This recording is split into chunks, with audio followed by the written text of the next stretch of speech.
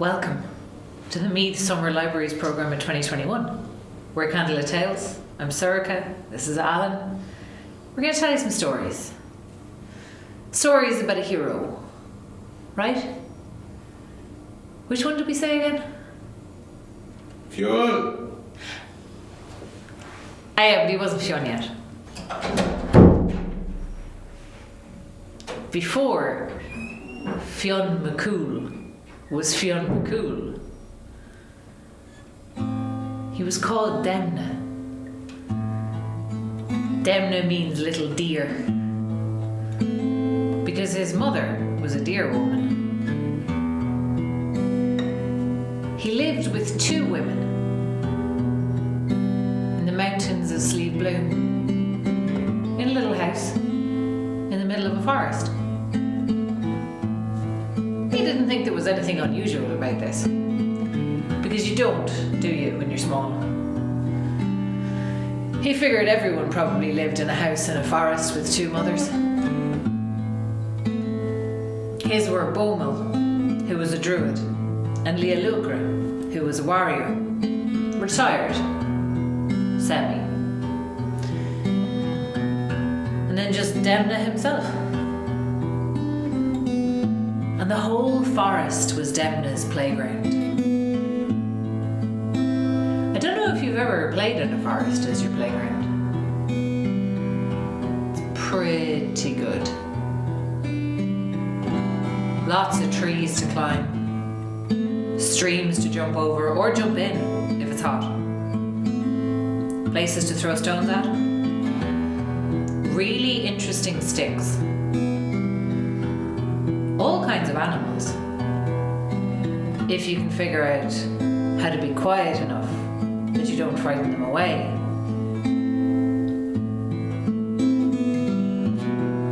Deimne's forest felt like it belonged to him.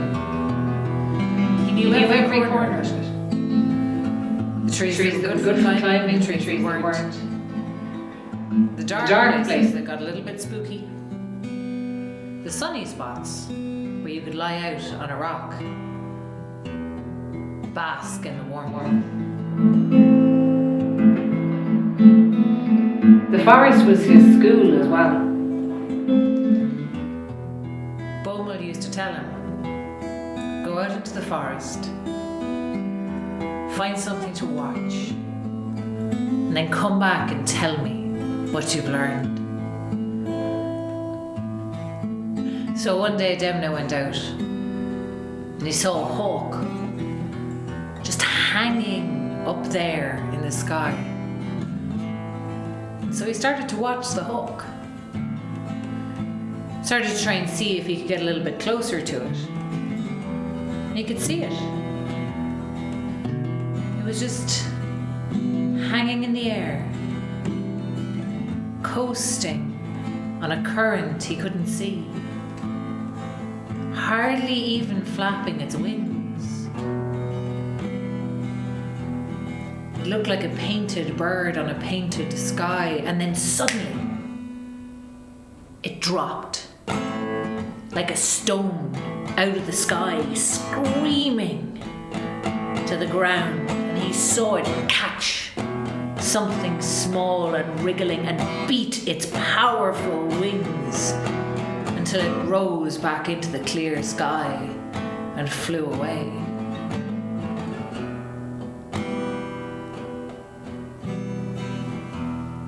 And so when Deimne went home that evening and told Boyhood everything he'd seen over dinner, Boyhood said, you see, that hawk knows patience. To wait and wait until just the right moment, and then to strike.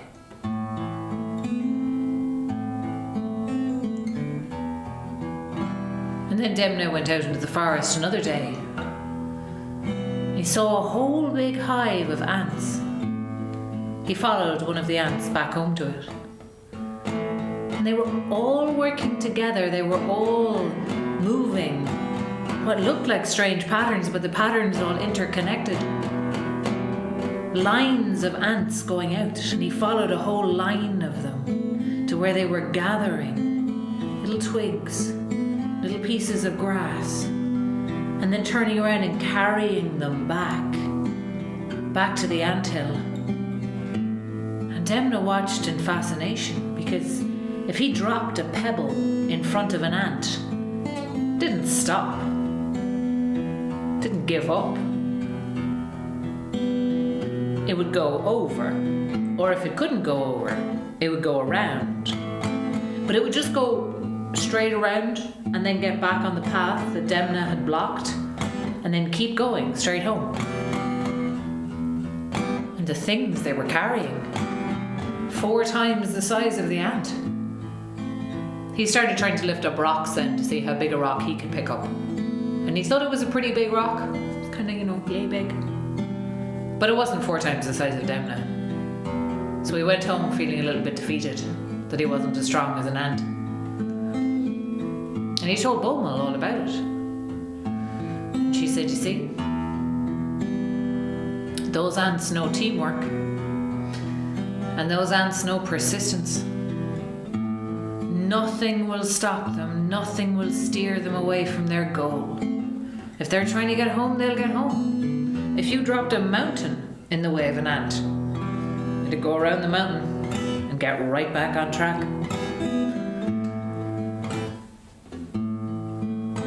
But the animal that Deimne most wanted to follow and watch was the deer, because his name meant little deer. So he kept trying.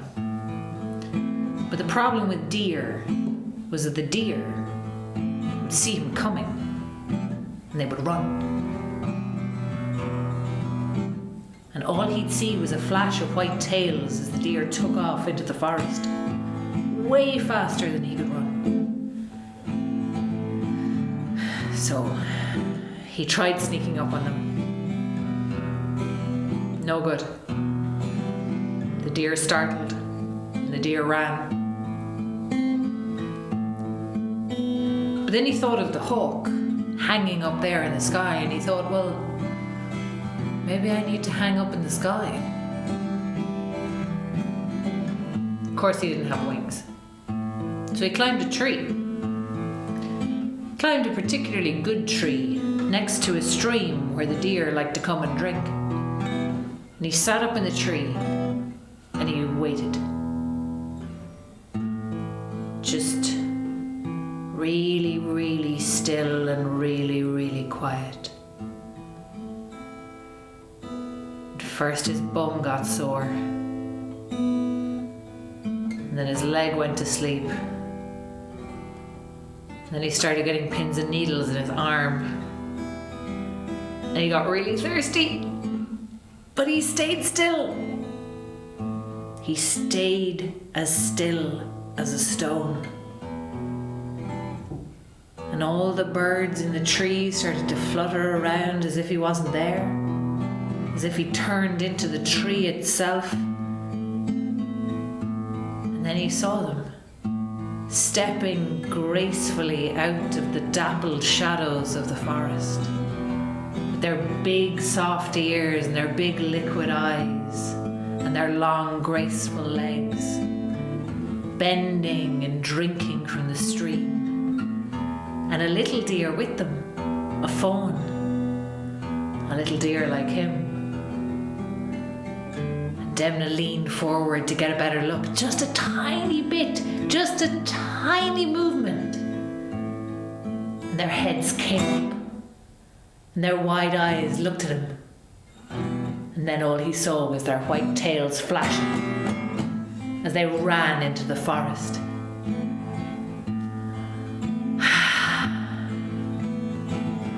But he'd seen them. He told Cumhaill about it that night over dinner, and she said, the deer know alertness. No matter how calm everything is, they're always ready for things to go wrong, and they know just what to do when they need to.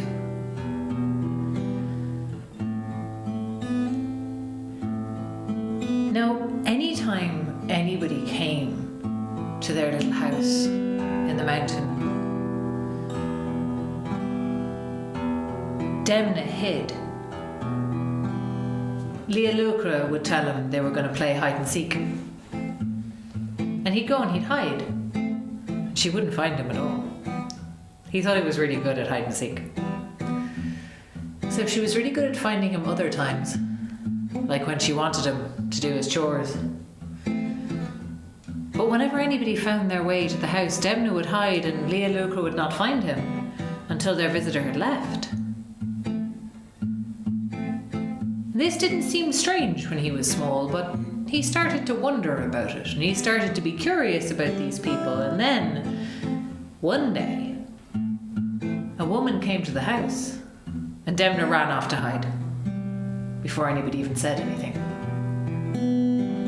But Leah Lucra came and found him, and said, no, we want you up at the house. She said her name was Myrna. Deimne felt a little bit shy. She looked a bit like Boyhood, but she was a little bit taller and a little bit thinner in the face. But she asked him questions. Asked him what his favourite places in the forest were, and could he show them to her.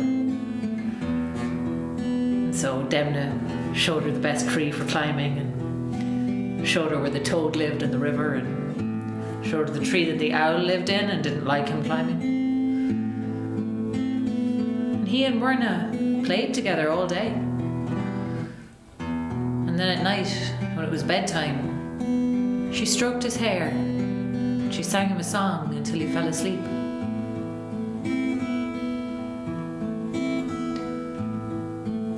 And the next morning, she was gone.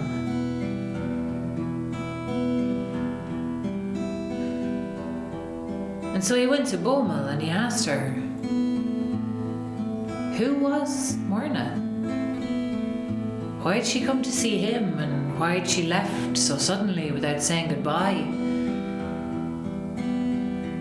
And Boyhood said, well,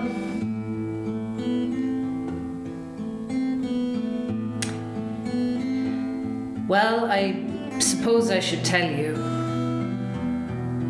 but I've always been hesitant to tell you, because you see, it's a sad story. I don't know if you want to hear a sad story.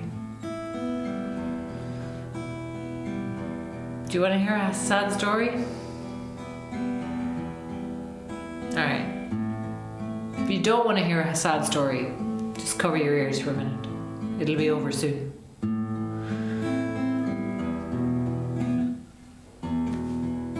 Boyhood told Deimne the story. It was the story of the Fionn. Now, he'd heard of the Fionn before.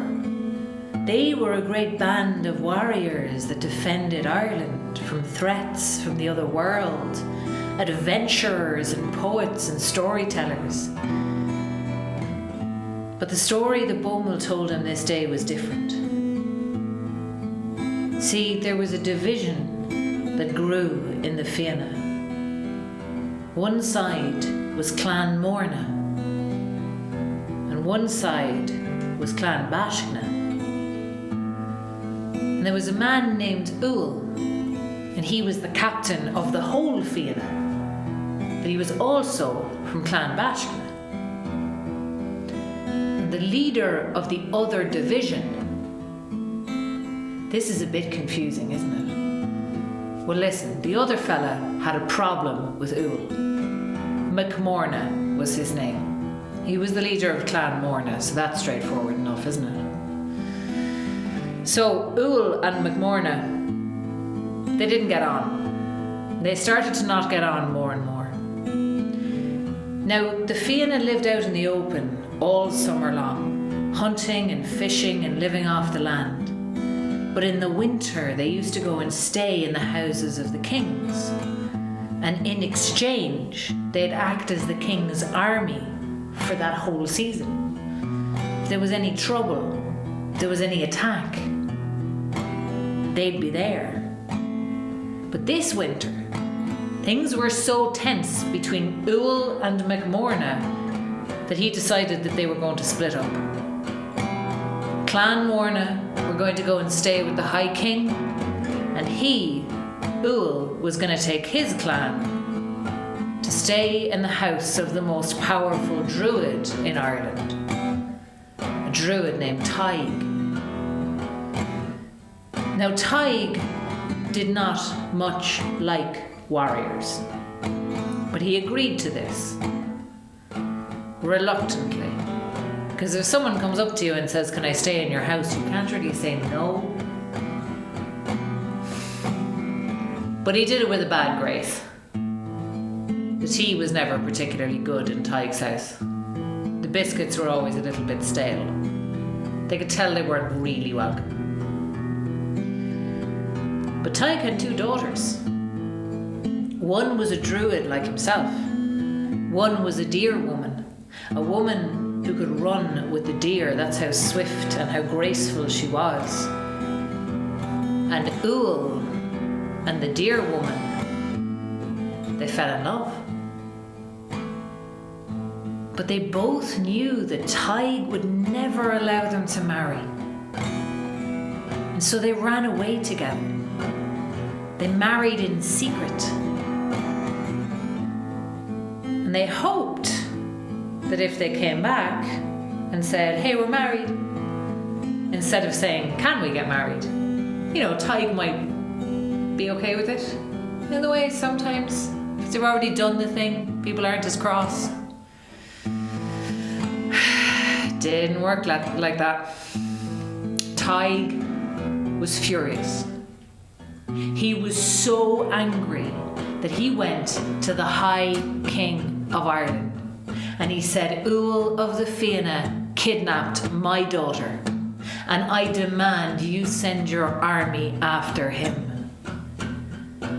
Do you remember who the High King's army was that winter? That's right. It was the other half of the Fianna. It was Clan Morna. They'd been staying with the High King.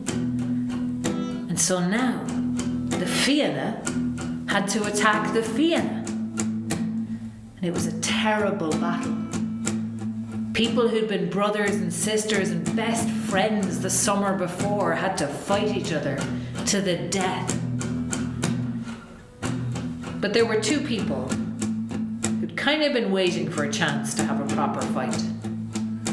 And they were Ual and MacMorna.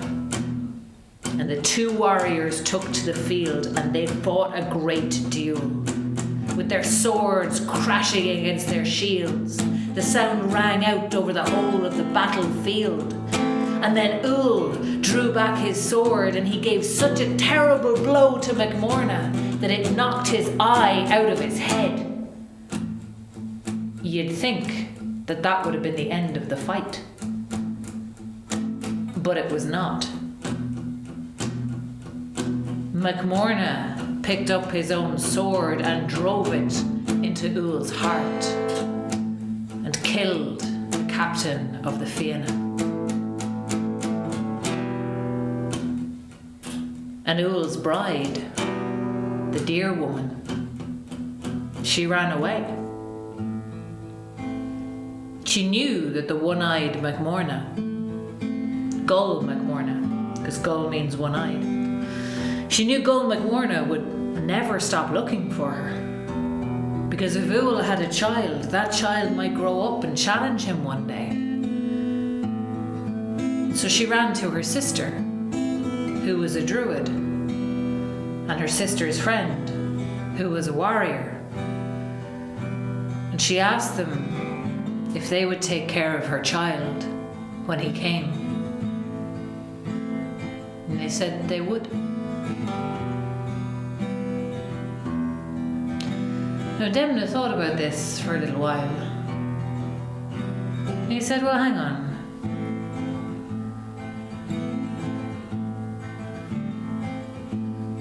You're a druid. And Leah Luker is a warrior. And my name means little deer.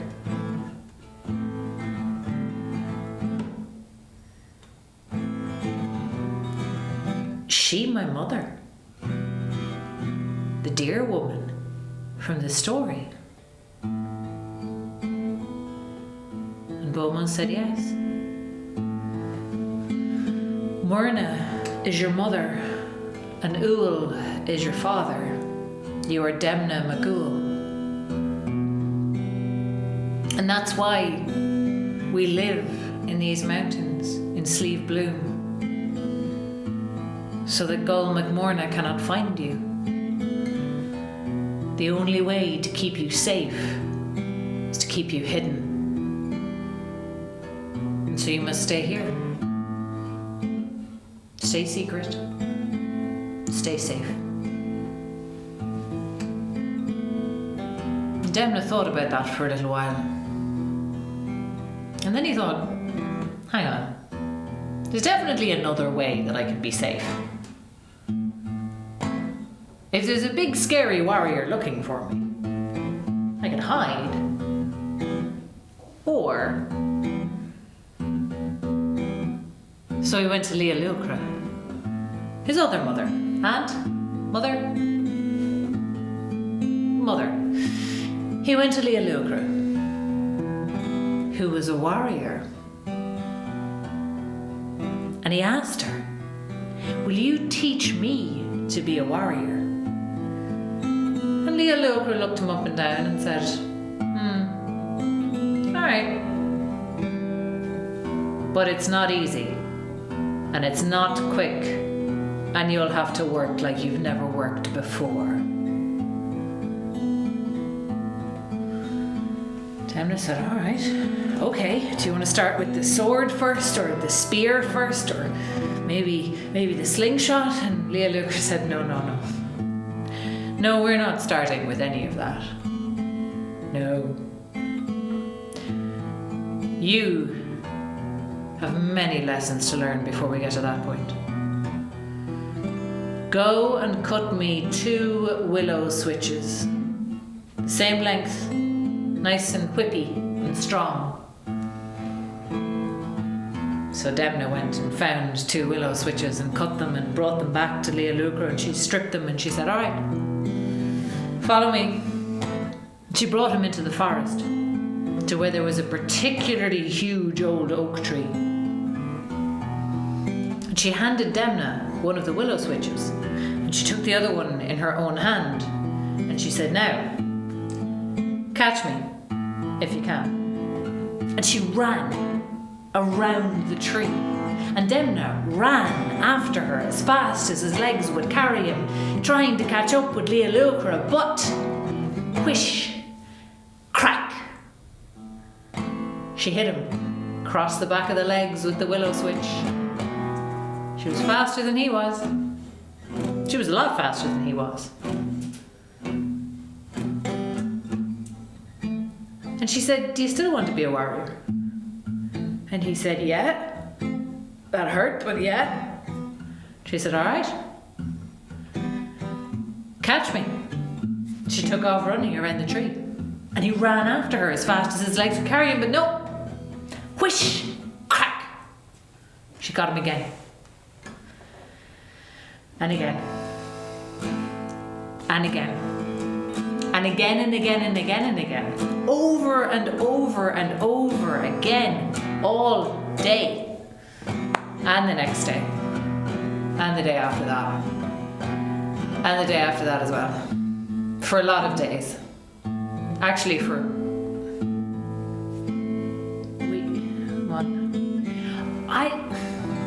a long time. They were a long time running around that tree, with Leah Lucra whacking Deimne across the back of the legs, and Deimne trying to catch up with Leah Lucra. But one day, finally, when she took off running, he took off running after her, and swish, crack, he got her. He finally hit her, and Leah Lucra said, that's good. Today you can start learning to be a warrior.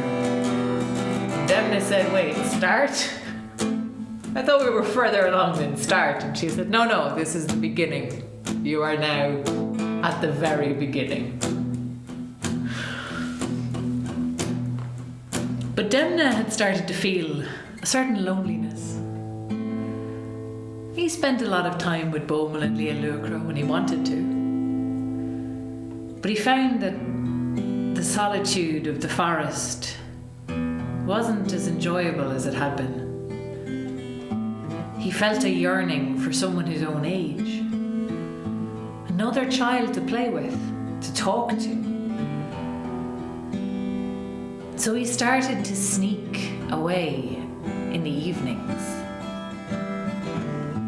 Look at the people, different settlements around the mountain and away from it. And one day, he snuck away in the morning, made a day of it. What did he see? A whole crowd of people gathered. And they were watching a game. And he had never seen this game before. There were two teams. He was pretty sure there were two teams. There were two different colours. And there was posts at the end. And they had sticks in their hand and a ball. The ball went so fast you could barely see the ball. He couldn't quite figure out what was happening. There were at least 10 aside. 11 to 12. 13? 14? 15. 15. There were 15 on each side.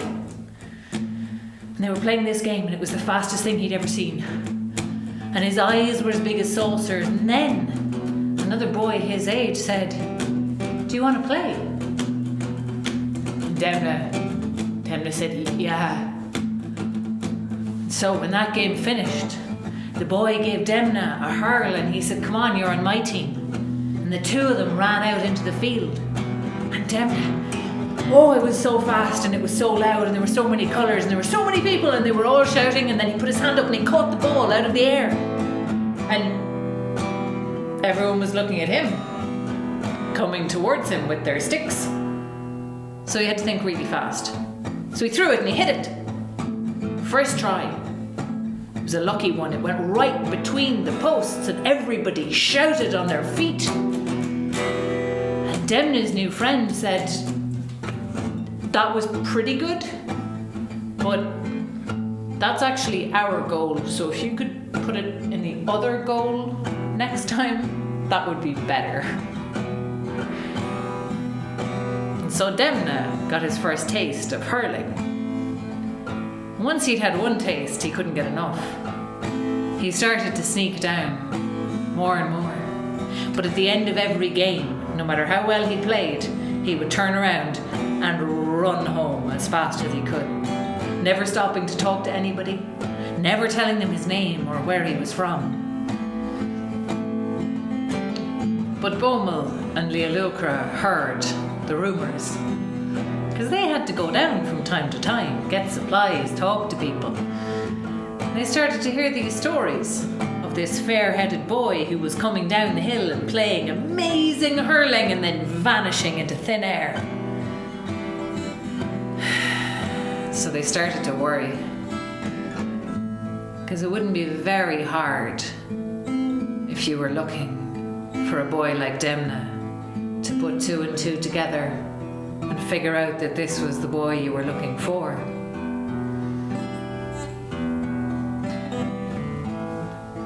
So Bohmel had an idea. See, in Ireland in those days, poets and musicians were special, storytellers and the like. You couldn't insult them, you couldn't hurt them. No matter what grudge you had with them or their family, they were protected. And even the one-eyed gull McMorna, he would not harm a poet. And so Deimne would be safe if he became a poet. So Bohmel had friends who were poets. She put the word out. And when her friend came by next with his troupe of travelling poets, she asked him to take Deimne on as his apprentice. Teach him poetry, teach him songs.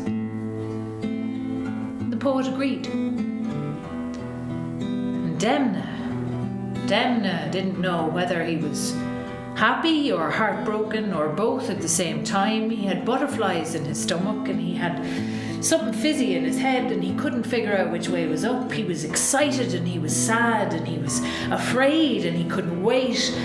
And he kept running back to hug Bohmel and Leah Lucra one last time and then running off to make sure that everything was packed and then unpacking it and counting it to make sure that he had all of his things. They were mostly shiny rocks and feathers and things he'd found in the forest, but they were important to him.